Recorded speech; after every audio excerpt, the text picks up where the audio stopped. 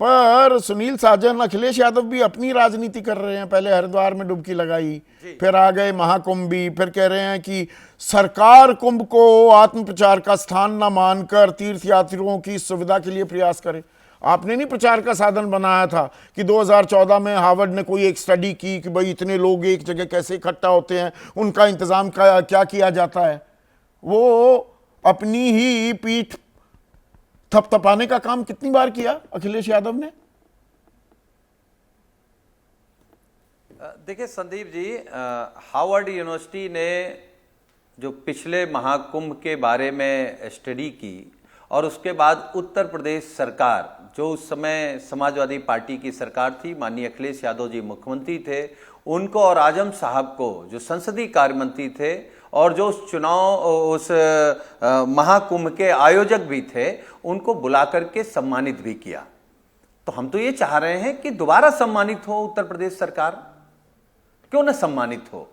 लेकिन क्या इस अव्यवस्था में सम्मानित हो सकती है? क्या इस लापरवाही में सम्मानित हो सकती है? क्या 15-15, 20-20 किलोमीटर पैदल चलवा करके सम्मानित हो सकती है?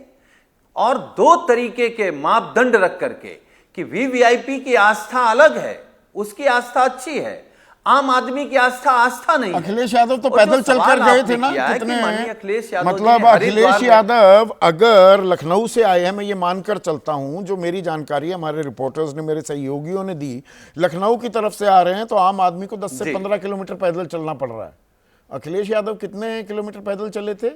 या सायरन बजाते हुए, हूटर बजाते हुए, टाउं टाउं करते हुए सीधा डुबकी लगाई वापस चले गए? नहीं, ठीक बात है। हम ये कह रहे हैं हमारे नेता ने कोई प्रोटोकॉल जारी करके महाकुंभ में नहीं गए, कोई प्रोटोकॉल नहीं लिया। अगर पैदल तोड़ देते कि भैया आम आदमी ऐसे जा रहा है, मैं भी इनके साथ जाऊंगा, मैं भी आम आदमी ही हूं। हम आस्था नहीं, बिना कार्यक्रम जारी किए गए, बिना बताए गए हैं। मैं कह रहा हूं ना कि अगर भीड़ में फंसते और पैदल जाना पड़ता तो माननीय अखिलेश यादव जी पैदल जाते, और क्यों नहीं जाते? नहीं, भीड़ में फंसते कैसे? वीआईपी के लिए तो एक सड़क का एक हिस्सा तो खाली छोड़ रखा है। राजनीति नहीं करते। तो ये हमने तो सरकार से नहीं कहा, ये सरकार का इंतजाम होना चाहिए ना। यही तो सवाल है हमारा, सरकार से ही सवाल है। और यही विपक्ष क्यों नहीं उस समय पिछले महाकुंभ में कर पाया? क्यों पिछले महाकुंभ में हार्वर्ड यूनिवर्सिटी रिसर्च कर रही, इनकी तो देहरादून की यूनिवर्सिटी भी रिसर्च नहीं कर रही? तो इसमें हमारा दोष है क्या? अरे ये आप संदीप जी समझिए, ये कौन लोग हैं? ये हिंदू धर्म के नाम पर, भगवान राम के नाम पर चंदा चोरी कर जाने वाले लोग हैं। इनके बारे में हम क्या कहें, किस तरीके की टिप्पणी करें? हम आपने नहीं, तो हरिद्वार में पहले अखिलेश ने डुबकी लगाई, आना पड़ गया ना। कही है संगम में तो आना ही पड़ा ना, प्रयागराज में आके डुबकी लगानी पड़ गई। महाकुंभ में नेताजी नहीं गए, या पिछले महाकुंभ में माननीय अखिलेश जी नहीं गए, या अखिलेश जी हिंदू नहीं है, या मंदिर को नहीं मानते हैं, या सनातनी नहीं है, या हिंदू धर्म को नहीं मानते हैं। हाँ, एक काम करते हैं जो भारतीय जनता पार्टी और आरएसएस नहीं कर पाती, कि हमारे लिए जाति धर्म से बड़ा संविधान है, हम पहले संविधान को मानते हैं। और हमने कहा ना कि हम भारतीय जनता पार्टी के आयोजन में नहीं जाते। भारतीय जनता पार्टी का आयोजन था, भारतीय जनता पार्टी का आयोजन था, आप ये कह रहे हैं। पर 2013 में वो जो भगदड़ मची थी, वो पुल भी टूटने की नौबत आ गई थी, रेलवे का ओवरब्रिज, वो बदइंतजामी नहीं थी क्या? नहीं, जो सवाल खड़े होते हैं उनसे हम भाग नहीं रहे। अगर कोई दिक्कत इस महाकुंभ में भी हो गई, आग लग गई, तो उस पर सवाल नहीं खड़ा कर रहे हैं। हम सकारात्मक, विपक्ष में होकर के हम सकारात्मक सुझाव दे रहे हैं सरकार को। सरकार जो आत्म प्रचार में लगी है महाकुंभ के माध्यम से, हम केवल यह कह रहे हैं कि इस महाकुंभ से पहले भी आत्म प्रचार में लगे थे, महाकुंभ के बाद भी आत्म प्रचार में लगोगे। क्योंकि आपको यूनिवर्सिटी से मतलब नहीं, अस्पतालों से मतलब नहीं, सड़कों से मतलब नहीं, बिजली से मतलब नहीं, महंगाई से मतलब नहीं, किसान से मतलब नहीं, बहन बेटियों की सुरक्षा से मतलब नहीं, आपको केवल आत्म प्रचार से मतलब है। तो आप उसमें लगिएगा। लेकिन अभी आस्था आस्था से इतना बड़ा खिलवाड़ मत करिए। ठीक इतना है, बड़ा सौरभ झूठ मालवीय मत भी हमारे बोलिए। साथ हैं। कुछ इंतजाम कर सौरभ, सकते हैं। आत्म प्रचार पूरे का देश दुनिया के बीजेपी लोग का इवेंट बनाकर छोड़ दिया है आपने, महाकुंभ जैसे प्राण प्रतिष्ठा में भी किया, ये आरोप लगा रहे हैं सुनील साजन।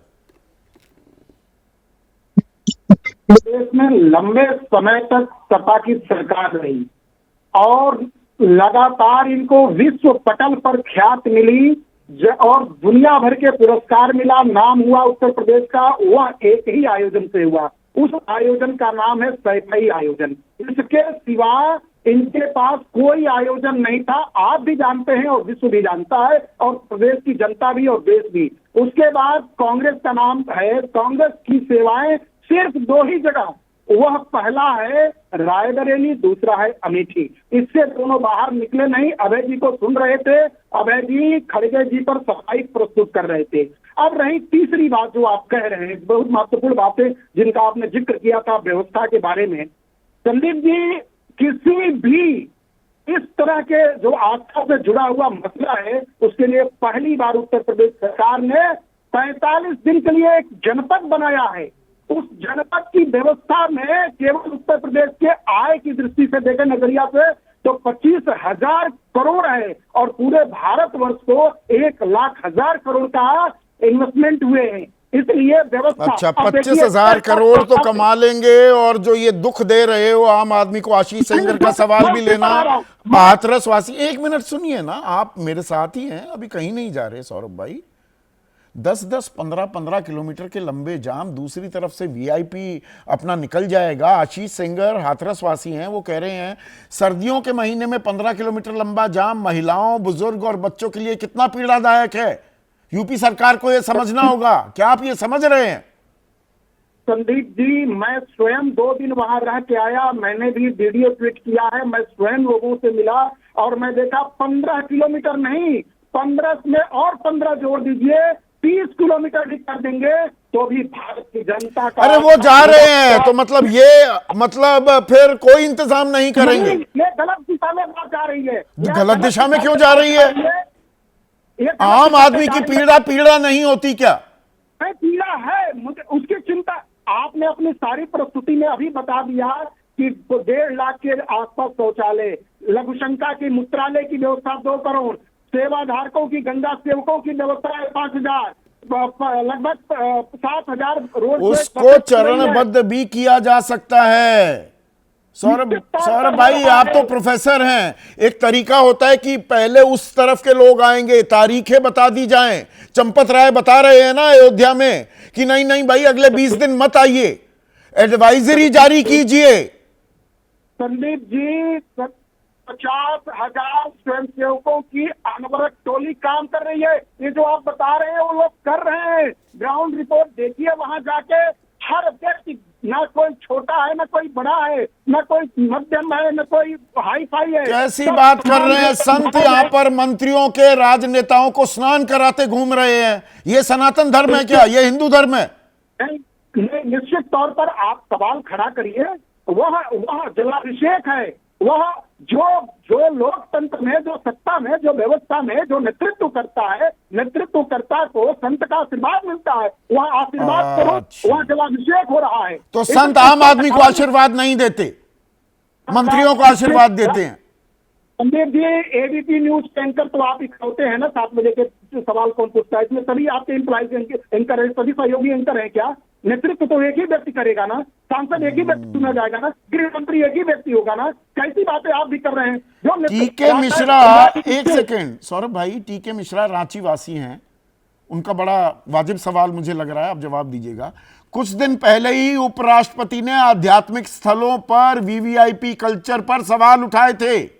जगदीप धनखड़ साहब का जिक्र कर रहे हैं वो। बावजूद इसके यूपी की सरकार इस पर ध्यान क्यों नहीं दे रही? मैं टीके मिश्रा जी की बात को आगे बढ़ाते हुए और जोड़ते हुए बता रहा हूं कि पहली बार इस देश में उत्तर प्रदेश और केंद्र की मोदी सरकार ने मंत्रियों के गाड़ी पर, काफिला से मंत्रियों के लाल बत्ती हटा दिया था और आम मंत्री सेवक के नाते, जन सेवक के नाते काम करने का हट गए क्या हूटर? वो लाल और नीले छोटे से ऊपर सब गाड़ियों में तो लगे हुए हैं, हट गए? नहीं, ये प्रशासन की व्यवस्था है। मंत्री जो व्यवस्था लेके चलता था तो कांग्रेस की राज में, सपा की राज में जिस तरह से और ये अलग से एक सड़क पूरी जाम पड़ी हुई है और सड़क का दूसरा हिस्सा बिल्कुल खुला है टनाटन, वो किसके लिए है? हाँ, तो देखिए सवाल आप कर सकते हैं। निश्चित तौर पर देखिए, आप ही बताइए कि जो शासकीय व्यवस्था में, जो प्रशासकीय व्यवस्था में कार्य दिखेगा, जिसको पूरे देश की चिंता करनी है, पूरे राज्य की चिंता करनी है, पूरे आवाम की चिंता करनी है, निश्चित तौर पर उसकी प्रशासकीय व्यवस्था उसकी रहेगी। निश्चित तौर पर उसको ज्यादा कार्य करना है, अधिक जिम्मेदारी उसके पास है, सबकी चिंता करना है, इसलिए उसको ये व्यवस्था मार्ग तो देना ही पड़ेगा। वह क्या पैदल जाके करेगा? क्या स्वाभाविक है। आस्था को भी कारोबार बना दिया क्या? आपने पहले ही सवाल में कि 25,000 करोड़ यूपी सरकार को मिल जाएंगे, 1 लाख करोड़ देश में आ जाएगा। आस्था को आस्था ही क्यों ना रहने दिया जाए?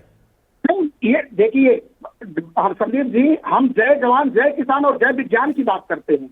हम उस सनातन पुरातन और परंपरागत की बात करते हैं। हमें विज्ञान पर, हमें चंद्रयान और प्रज्ञान भी चाहिए। हम वैज्ञानिक इस युग की बात कर रहे हैं ना, तो हमें आय का स्रोत भी चाहिए और हमें आस्था नवीनतम विधा भी चाहिए। इसलिए उत्तर प्रदेश सरकार सफलतम आयोजन की है। और नासा में अभी बोल रहे थे सपा तो आम आदमी के लिए ट्रेनों में पूरा इंतजाम नहीं हो पाएगा। और मैं पूरे आंकड़े देता हूं, 13,000 ट्रेनें भी चलाई गई हैं, मैं इस बात से भी इनकार नहीं कर रहा हूं। पर वही बात है, प्रॉपर प्लानिंग। आपने तंज कस दिया समाजवादी पार्टी पर। इनको किस बड़े आयोजन के लिए आज तक कोई पुरस्कार मिला है? जी सैफई का बस आयोजन, उसके लिए ही पुरस्कार मिलेंगे क्या? यहाँ के इस आयोजन पुरस्कार योग्य है, आप ये कह रहे हैं? मौजूदा जो इंतजाम है पूरे विश्व में इस समय शोध किया जा रहा है कुंभ पर। नासा ने कुंभ का चित्र जारी किया है और ये गर्व की बात है और हम सबके लिए गर्व की बात है, आपके लिए भी, कि पूरे विश्व के लोग यहाँ आ रहे हैं और आ ही नहीं रहे हैं। धर्म के नाम पर, मानवता के नाम पर डुबकी लगा रहे हैं, पवित्र गंगा मैया के शरण में आ रहे हैं। विश्व आज भारतीय संस्कृति सभ्यता को जीवंत रूप में देख रहा है और आप भी इस स्क्रीन पर दिखा के और इस विषय को लाके अभी ये दिखा के धर्म का कार्य कर रहे हैं। निश्चित तौर पर आस्था और विश्वास पर टिकी हुई इस महाकुंभ में सवाल खड़ा, इंतजाम और दुरुस्त होने चाहिए। ईमानदारी से जवाब दीजिए ना सौरभ भाई। जी पंडित जी, इंतजाम और दुरुस्त और बेहतर करने की जरूरत है। निश्चित तौर पर होना चाहिए। निश्चित तौर पर व्यवस्था और दुरुस्त की जानी चाहिए और जनता के सभी लोगों के सहयोग से होनी चाहिए। शासन प्रशासन नंबर 1 है, अव्वल है। जनता को आगे और व्यवस्था दुरुस्त करनी चाहिए।